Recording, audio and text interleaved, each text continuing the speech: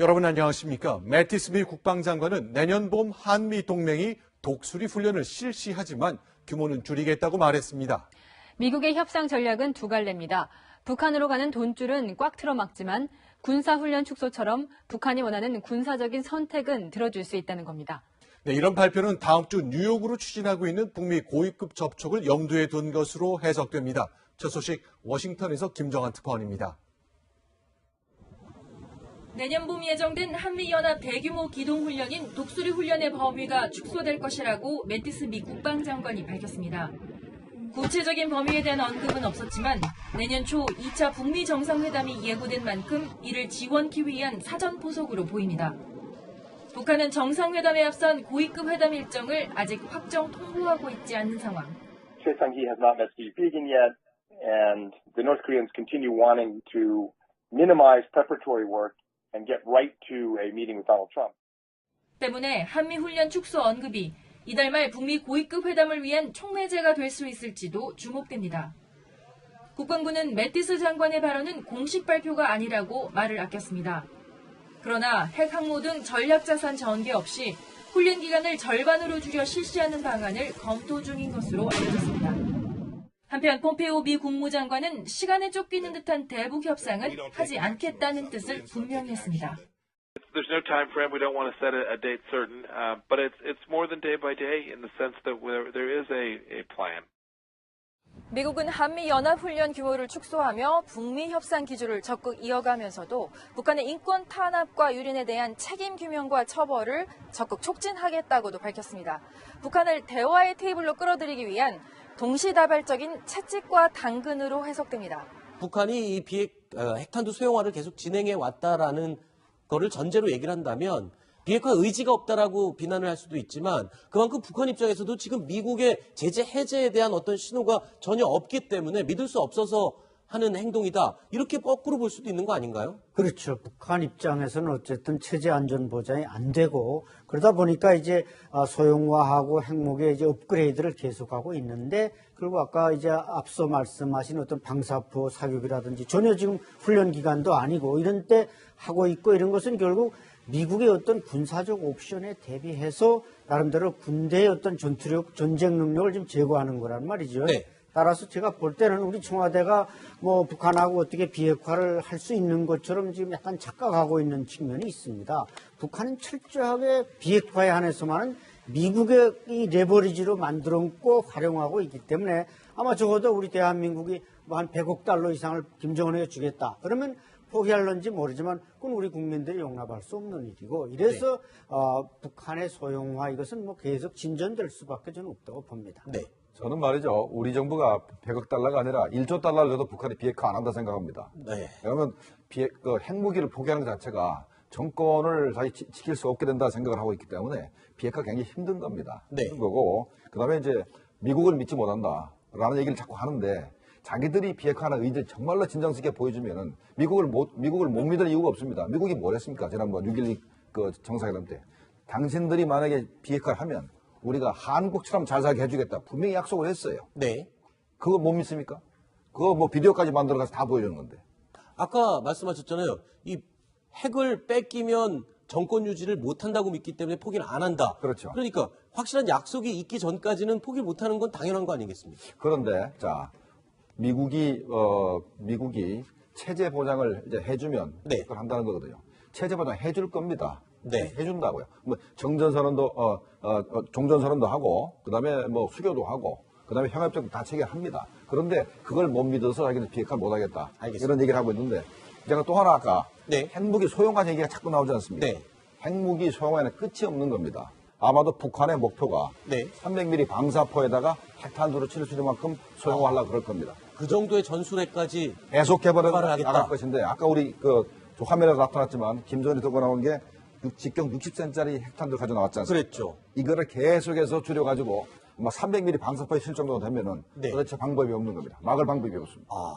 굉장히 위협적인 상황을 가정을 해주셨습니다. 이런 가운데요, 이 아세안 정상회의 참석차 싱가포르에 방문한 이 문재인 대통령, 푸틴 러시아 대통령과 정상회담을 가졌습니다. 이 대북 제재 완화에 대한 이야기도 나왔습니다. 특히 올해 평창 동계올림픽부터 시작해서 한반도의 평화의 큰 흐름을 만들어내는 데 있어서 우리 푸틴 대통령님의 관심과 지원이 큰 힘이 되었습니다. 네, 이제 2차 북미 정상회담과 김정은 위원장의 서울 답방을 앞두고 있는데 그 두 차례의 정상회담들을 통해서 한반도의 완전한 비핵화와 평화 프로세스에 큰 진전이 있을 것이라고 기대합니다. Мы активно работаем на международной арене, в том числе по разрешению главного вопроса, самого чувствительного по разрешению северокорейской ядерной проблемы. Там всегда есть о чем поговорить, объем наших отношений очень большой. 자, 문재인 대통령과 푸틴 대통령이 대북 제재 완화를 놓고 한 목소리를 냈습니다. 러시아와 중국은 뭐 원래 유엔에서도 공개적으로 국제 무대에서 대북 제재 완화를 외쳐왔기 때문에 문재인 대통령의 저런 제안과 의견에 동의하는 건 당연한 거 아니겠습니까?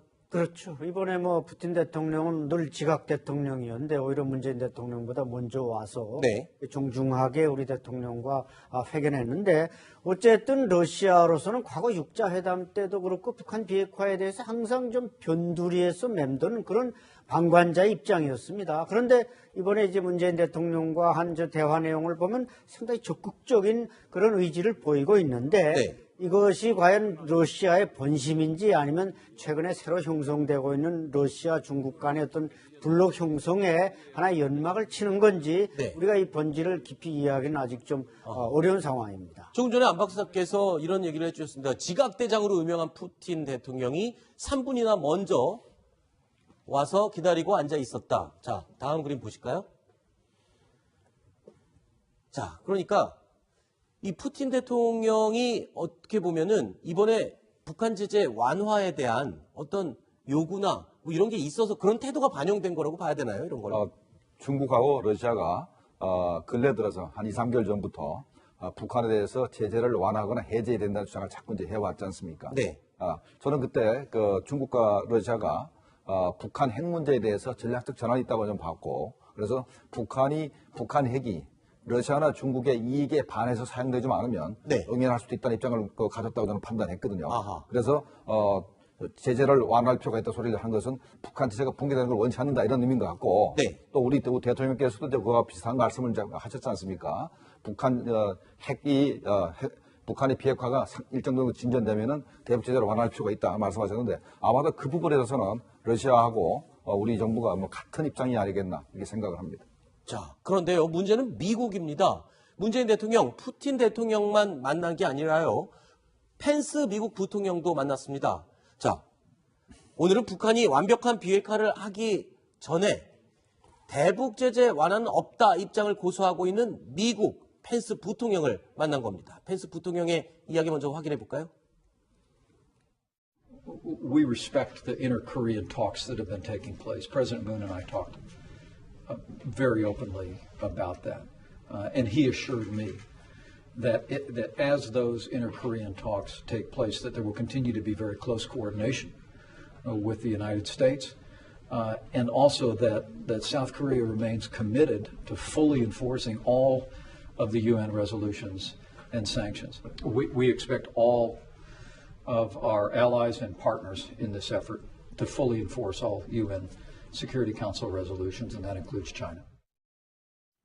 자, 이 펜스 부통령은요, 이 동아시아 정상회의에 참석하기 전에부터 벌써 이 불가역적이고 검증 가능하고 완전한 비핵화를 여러 번 강조를 했습니다. 그때 보니까요, 이 문재인 대통령, 푸틴 대통령과 만나서는 대북제재 완화를 언급했지만, 직접적으로 언급했지만, 글쎄요, 펜스 부통령과 만난 자리에서는 한미동맹 강화에 중점을 두고 이 대북제재 완화에 대해서는 의사표현을 했지만 좀 포괄적으로만 의사를 전달한 것 같습니다.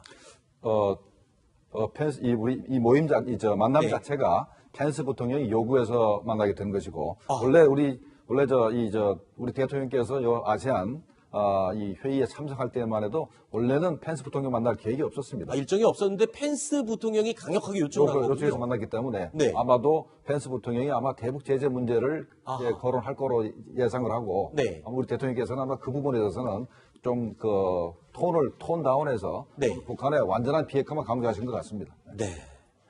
자, 비핵화 협상이 교착 상태에 빠진 지금 우리 정부는 국제사회에 대북 제재 완화를 해야 한다고 호소하고 있습니다. 그런가 하면 최근 공개돼 논란이 됐던 북한의 미사일 기지는 이미 다 알고 있었고 북한이 기만한 것이 아니다라고 해명을 했습니다. 자, 그런데 북한의 미사일 기지 존재를 공개한 미국 싱크탱크죠. CSIS의 빅터 차 교수가 쓴소리를 좀 날렸습니다. 이런 말을 했습니다. 어떻게 한국이 북한의 비공개 미사일 기지를 변호할 수가 있느냐라면서 쓴소리를 했습니다. 네, 이 빅터차 한국 석좌가요. 네. 자신의 트위터에 청와대 발표를 요약한 트위터 글을 링크를 했습니다. 네. 그러면서 어떻게 한국이 북한의 비공개 미사일 기지를 변호할 수 있느냐 이렇게 적었습니다. 가짜 외교를 위해서 이렇게 반문도 실었고요. 모든 북한의 탄도미사일은 금지가 되고 있는 게 그 국제사회의 대북 제재 방안인데 여기에 대해서 청와대가 나서서 북한의 무기 소지를 합리화하고 있다. 네. 이렇게 맹비판을 한 겁니다. 그렇군요. 일단은 참 복잡하고 어려운 문제인 것 같습니다. 단순한 일이 절대 아니죠. 조금 다른 이야기를 잠깐 하나 더 짚어보겠습니다. 김정은 위원장의 서울 방문을 준비하는 이른바 서울 방문 환영단이란 단체가 회원 모집에 나섰는데 논란이 되고 있습니다. 현수막까지 서울 광화문 한복판에 걸었습니다. 글쎄요, 이 내용을 보면 이 김정은 위원장을 환영하기 위한 그런 단체입니다만 문구가 조금 시기가 좀 빠른 것 같기도 합니다. 조수진 부장. 시기도 빠를 뿐더러 네. 이거는 서울에서 있을 수는 없는 일이죠. 자, 좀 소개를 드리면요. 김정은 북한 국무위원장의 서울 방문을 환영하자면서 8일 날 백두칭송위원회라는 단체가 결성이 됐습니다. 네. 백두칭송, 바로 북한의 백두혈통이라는 김정은 일가를 칭송하자 네. 이런 단체입니다. 네. 이런 단체 명의의 플래카드가 서울 시내에 걸렸다는 것 자체가 네. 엄중한 사안으로 봐야 되는 겁니다. 네. 네. 그리고 주말에는 서울 도심에서 김정은이라는 제목의 연설대회도 준비가 돼 있고요. 서울 시민 환영단체라는 단체까지 등장해서 김정은 환영 현수막을 서울 도심 곳곳에 내걸었습니다. 이 단체가 지금까지 3번이나 지금 고발을 당한 상태라고 하죠? 네. 어떻게 구성이 된 단체입니까? 그러니까 이 여러 명이 지금 200여 명으로 구성이 됐는데요. 네. 국민주권연대 그리고 한국대학생진보연합 등 13개 단체로 네. 구성이 됐습니다. 이 한국대학생진보연합은요. 얼마 전에 태영호 전 북한 탈북한 태영호 전 영국 공사의 강연을 막았던 그런 단체입니다. 그런데 이렇게 고발을 3번이나 해도 지금까지 활동할 수 있는 이유 바로 고발해봐야 지금 제대로 수사가 들어가지 않고 있기 때문에 네. 이런 활동을 버젓이 계속하고 있는 겁니다. 자, 이 단체 회원들의 SNS를 들어가 보니 김정은 만세 만만세라는 글이 심심치 않게 찾을 수 있었습니다. 안 박사님. 아직까지는 물론 다양한 의견을 개진할 수는 있습니다만 아직까지는 이런 글들이나 외침들이 좀 불편해하시는 분들이 꽤 있을 수 있어요. 그렇죠. 이것은 뭐 우리 대한민국 국민들의 정서에도 맞지 않고 모든 정의와 양심과 진리에 어긋나는 것입니다. 왜 백두칭송위원회라는 제목 자체가 개인 숭배와 우상화를 조장하는 것이고 김정은 만세를 부른다. 이것은 왜 북한 인민들이 인권 탄압을 당하고 종교의 자유가 없습니까? 바로 개인 숭배 때문에 그런 것입니다. 네. 그렇기 때문에 제목도 백두칭송위원회 이런 개인 숭배의 여지가 농후한 제목을 달 게 아니라 뭐 예를 들어서 서울 남북정상회담 환영위원회 이 정도만 달면 우리 국민들이 거기에 대해서 무슨 왈가왈부할 수 있겠냐 이거죠. 이래서 이것이 지금 우리 국민의 정서와 네. 모든 또 북한 인민들의 입장에서 볼 때도 이것은 맞지 않는 것입니다. 네, 진보단체 백두칭송위원회. 네. 자, 이 단체에서는 지금 성조기를 찢고 있고요. 또 일부 보수단체에서는 북한 인공기를 찢고 있습니다. 이 남남 갈등이 좀 확대되는 건 아닌가 좀 두렵습니다. 얼마 전에 김정국 시장께서 그 얘기를 해주셨어요. 그러니까 김정은 위원장이 남한을 답방하게 되면 남남 갈등이 최고조에 이를 수도 있다라고 얘기를 해주셨는데 그 시작 같아서 불길합니다. 네, 일단은 제가 하나 지적할 거는 현재 분명히 백두칭송위원회는 국가보안법상 네. 오무찬양죄에 해당됩니다. 네. 예, 이거 분명히 우리 경찰에서 얼마든지 잡아다 수사할 수가 있는 건데 안 하지 않습니까? 이게 문제가 되는 거지. 국가보안법을 자꾸 위반해도 법에 조촉이 안 된다는 인식이 가게 되면 저런 게 만성화돼가지고 네. 앞으로도 계속해서 북한을 찬양하고 김정은 족벌 체제를 찬양해도 우리나라 법 자체가 적용이 안 될 수 있는 것이 굉장히 두려운 것이 국가보안법을 폐지하지 않아도 자동으로 무력화되는 것입니다.